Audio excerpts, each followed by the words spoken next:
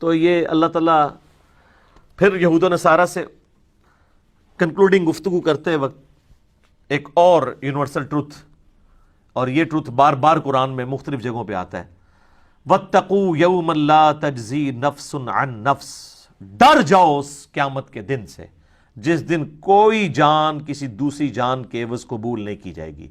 یہاں وہ مشرکین عرب کے جو سردار تھے وہ کہتے تھے کہ ہمارے پیچھے چلو، کل کو پکڑ بھی ہوئی تو ہم اپنا آپ پیش کر دیں گے، تمہیں چھڑوا لیں گے۔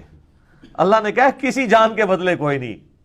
اچھا دنیا میں یہ عشق مشوقی میں ہوتا ہے کہ میں تیرے لیے جان دے دوں گا، اللہ کہہ رہا ہے کوئی قیامت دن کوئی عشق مشوقی کوئی اس طرح کی شو بھی کرنے کی کوشش کرے گا نا، ویسے تو کسی کی ضرورت نہیں کہ کام کر جائے، ٹھیک ہے، ایسے ہی عشق سارا نکل جائے گا، ایک صرف گرم سلاخ کسی نو پھیرو تو لگ پتہ جاتا ہے، ٹھیک ہے نا۔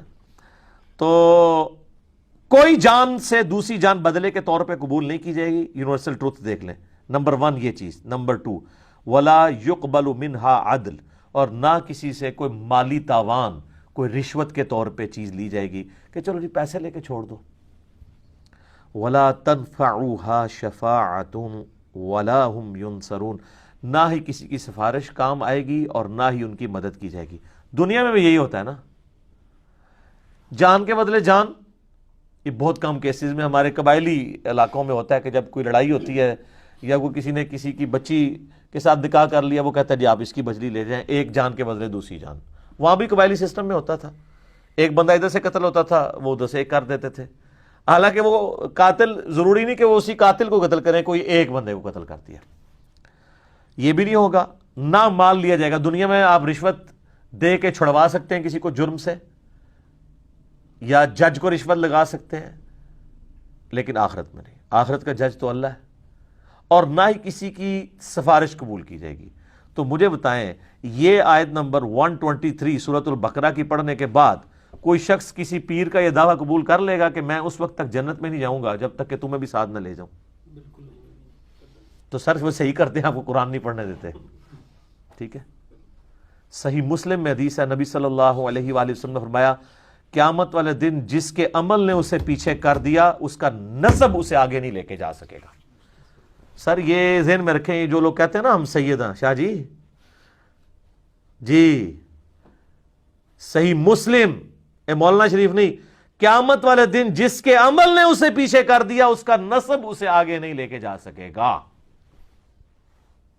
اب آپ کو وہ حدیث سمجھ آئے گی جو بخاری مسلم دونوں میں ہے، اے میری بیٹی فاطمہ میرے مال سے جو تو نے لینا ہے مجھ سے لے لے، اگر اللہ کے حضور پکڑی گئی تو میں تیرے کچھ کام نہیں آؤں گا۔ اچھا یہ صرف فاطمہ کے لیے نہیں ہے، پھر نبی علیہ السلام نے کہا اے نبی کی پھوپھی تو بھی سن لے، اے نبی کے چچا تو بھی سن لے، اے نبی کے خاندان والوں تم بھی سن لو۔ حضور نے ایک ایک کو مخاطب کیا ہے، کیونکہ قرآن میں آیت نازل ہوئی تھی نا کہ اپنے قریبی رشتہ داروں کو ڈر سنائیے، تو اس ڈر میں آپ نے اپنی پھوپھی کو مخاطب کیا، اپنے چچا کو مخاطب کیا، اپنی بیٹی کو مخاطب کیا۔ تو وہ یہی چیز ہے۔ اچھا یہ جو آج ہمارے انڈیا پاکستان بنگلہ دیش کے مسلمانوں کو یہ شفاعت کا کنسیپٹ ہے، تو یہ یار مطلب صحابہ اور اہل بیت کو کیوں نہیں تھا سمجھ آئی کہ یہ شفاعت جو کچھ بھی ہے تیرے محبوب کی امت سے ہے؟ کوئی ضعیف روایت بھی ہے کہ جو کچھ بھی ہے تیرے محبوب کی امت سے ہے؟ کسی سے عقیدہ قول، کسی تابعی کا قول اس طرح تو ہے ہی نہیں ہے۔ عمل ہے پھر یقیناً اگر کسی کا عمل بہتر ہوا تو پھر اللہ تعالیٰ اس کے نسب کا فائدہ بھی اسے دے گا۔ یہاں دیکھ لیں بنی اسرائیل کو اللہ نے کہا میں نے سارے جہان والوں پہ فضیلت دی، کیوں؟ اولاد ابراہیم تھے، لیکن ضربت علیہم الذلہ بھی ان کے اوپر ہی آیا ہے۔ پھر اللہ نے یہ نہیں دیکھا کہ ابراہیمی ہے تو چھوڑ دیں ابراہیمی ہونے پہ۔ ہماری امت کے اندر بنو اسماعیل کو اللہ نے فضیلت دی تمام جہان والوں پہ، تو آپ دیکھ لیں کہ پھر حسن و حسین ہی جنتی نوجوانوں کے سردار ہیں، سیدہ فاطمہ ہی جنتی عورتوں کی سردار ہیں، نبی علیہ السلام کی جو اہل بیت ہیں ان کو ہی نسبت۔ پھر اسی طریقے سے بخاری مسلم میں حدیث ہے کہ خلافت جو ہے وہ قریش میں رہے گی۔ قریش کون ہے؟ بنی اسماعیل، غیر بنو اسماعیل میں سے کوئی خلیفہ نہیں بن سکتا۔ تو یہ آپ ساری چیزیں دیکھیں تو آپ کو پتہ چلے گا یہ ساری چیزیں اس وقت فائدہ مند ہیں جب کسی کے اعمال بھی اچھے ہوں۔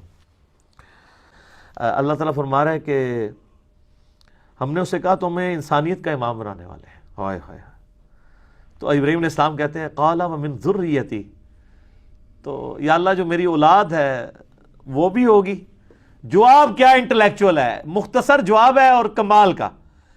یہ پوچھا گیا کہ میں تو امام ہوں تو میری اولاد میں بھی امامت ٹرانسفر ہوگی. شاہ جی تسی تے امامت روک دے نہیں پہ ہون تک. اللہ نے کہا قال لا ینال عہد الظالمین، میرا عہد ظالموں کے لیے نہیں ہوگا. یعنی جو تیرے پیروکار ہوں گے نا ان کو تو امامت مل جائے گی. امامت سے مراد یہ کوئی منصب یا کوئی امام مسجد کی ڈگری نہیں ہے، مراد یہ کہ وہ لوگوں کو دین سکھائیں گے. انبیاء کا جو دین ہے وہ جو اللہ نے ان کو دیا ہے وہی کے ذریعے اس کا تعارف کروائیں گے امتوں کو.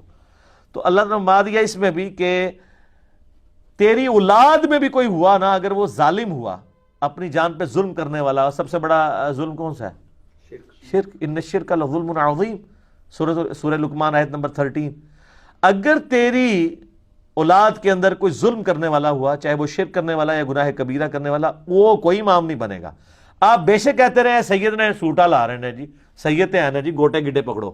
اور اللہ تعالیٰ فرما رہا ہے ابراہیم جو تیرے طریقے پہ نہیں چلے گا نا اس کے لیے کوئی ڈگری نہیں ہوگی. تو اس میں یہ امپلائڈ ہے کہ اگر تیری اولاد میں کوئی تیرے طریقے پہ چلے گا تو وہ امام بھی وہی ہوگا. تو امام حسین ہے نا امام، سر امام حسن ہے نا امام، وہ ڈیزرو کرتے ہیں. ابراہیمی اولاد ہے، انہوں نے پرفارم بھی کی ہے. تو قرآن سے یہ حسنین کریمین کی امامت قرآن سے ثابت ہوتی ہے، یہ والی امامت. وہ ڈیوائن امامت نہیں کہ جو ختم نبوت کے منافی ہے. اس پر میرا کلپ بھی آپ دیکھ لیں، عقیدہ امامت یوٹیوب پہ جا کے. تو اللہ تعالیٰ ماتا ہے ظالموں کو عہد نہیں ملے گا. ہاں تیری اولاد میں کوئی تیرا پیروکار ہوگا. تو یہ وہی حدیث صحیح مسلم کی کہ جس کو اس کے عمل نے پیچھے چھوڑ دیا اس کا نسب اسے آگے نہیں لے کے جا سکتا. اللہ اکبر.